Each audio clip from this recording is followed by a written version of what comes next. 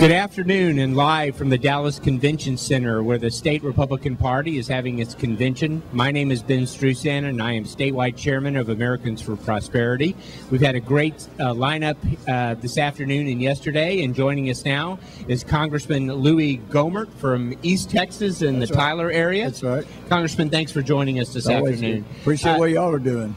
You serve on the Natural Resources Committee, correct? And you've been involved and at the point of, I guess, this ecological disaster in the Gulf.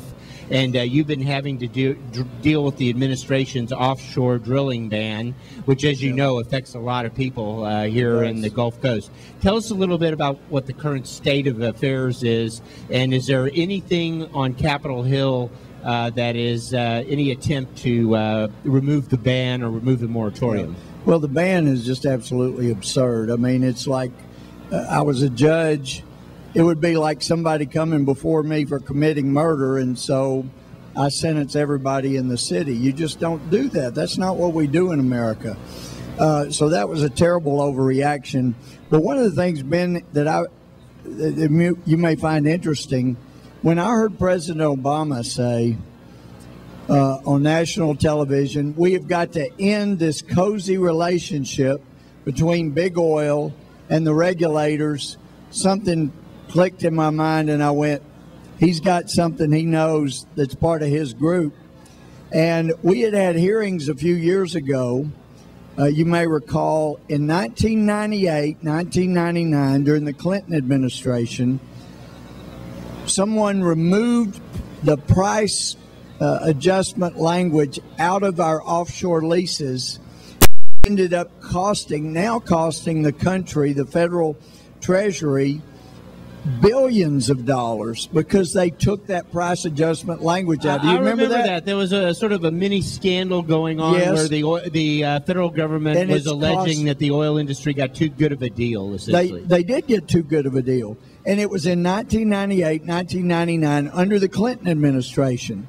And this wasn't like tax dollars that belong in people's. This was federal treasury money, should have come into the federal treasury. It was payments for either royalties or it was royalties, and they were supposed to be adjusted as the price adjusted, and that language was intentionally taken out. Well, a few years ago we were having hearings on that, and the Inspector General was a holdover from the Clinton years, and he said he was blaming Bush and said it's all Bush's fault. I'm going, this is 1998, 1999, and we had gotten down to 2 people in the Interior Department that were responsible for intentionally taking that provision out that's cost us billions.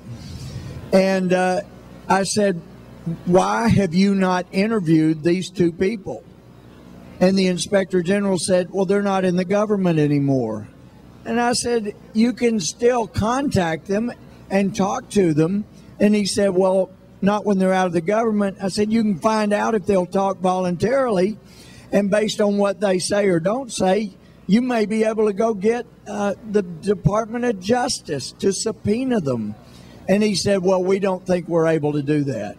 Well, when I heard Obama say that about the cozy relationship, I immediately texted my staff back at the office. I was over at the Capitol, and I said, check on where those 2 people are that pulled that language out that helped the offshore. I think I know where you're going with this, but go ahead.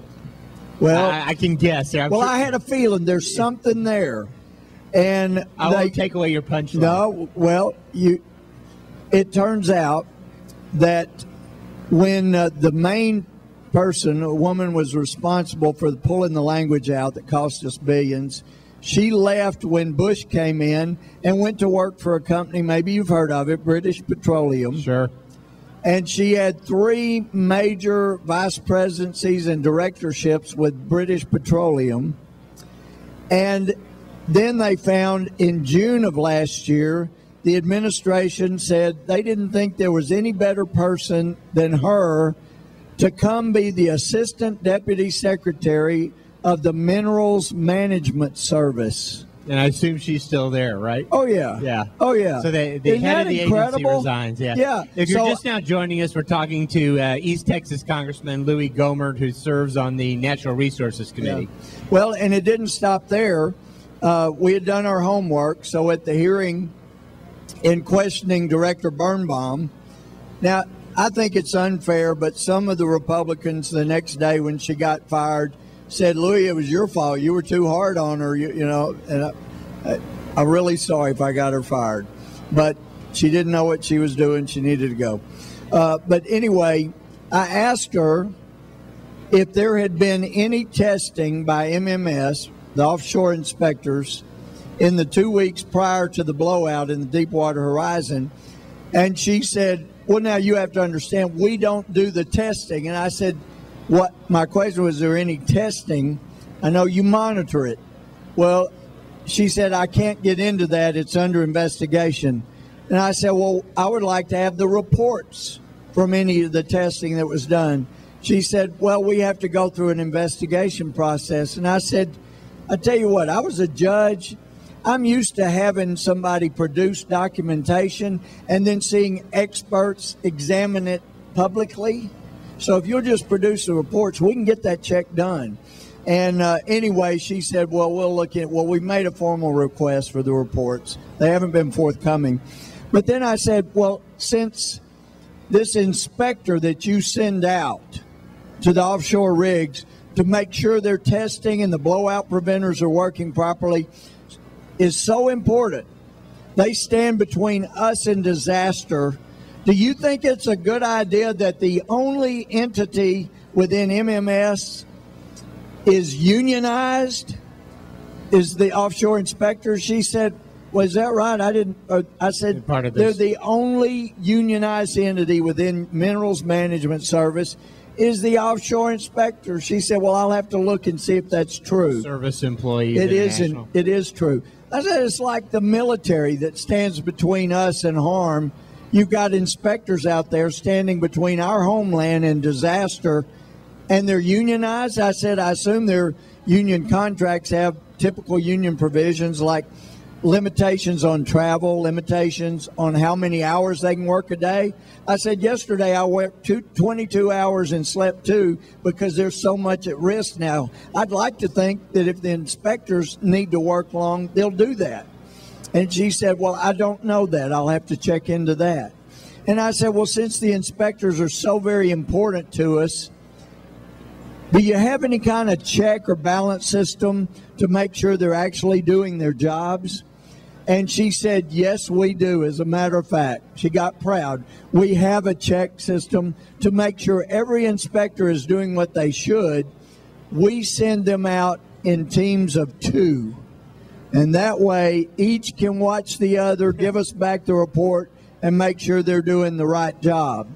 And I said, well, since the only check and balance you have on those offshore inspectors who are unionized to make sure they're doing a good job is sending them out in pairs, do you think it was a good idea that the last 2 people you sent out to the Deepwater Horizon to check their testing would be a father and son unionized team? And she didn't know I dug that up and knew that. And she said, well, I can't comment. That's under investigation. And I said, then let me give you a hypothetical. If you're hypothetically putting together a check and balance system to make sure that 2 people properly do their job, and the only check is that you have 2 people at the same time, you think it'd be a good idea that they're father and son? And she said, I can see how that could be suspect. Yeah, I bet. Yeah. Well, anyway, tragically, she was fired the next day. But and so she didn't get to testify before the next committee that had her. But what's going on is just a travesty. And, you know, British Petroleum, I've been a big fan of drilling wherever God has given us resources. But it has to be done responsibly. And it sure looks like somebody got to moving a little too fast, a little too greedy, because, you know, after Katrina, a level 5 hurricane when it hit the platforms, 3 when it hit the coast, but 5 when it hit some of that were total. Some of them got yanked up at the roots, but they did not leak a barrel. The blowout preventers worked perfectly. And here, this was not done right, and the federal government and BP have to be held to account.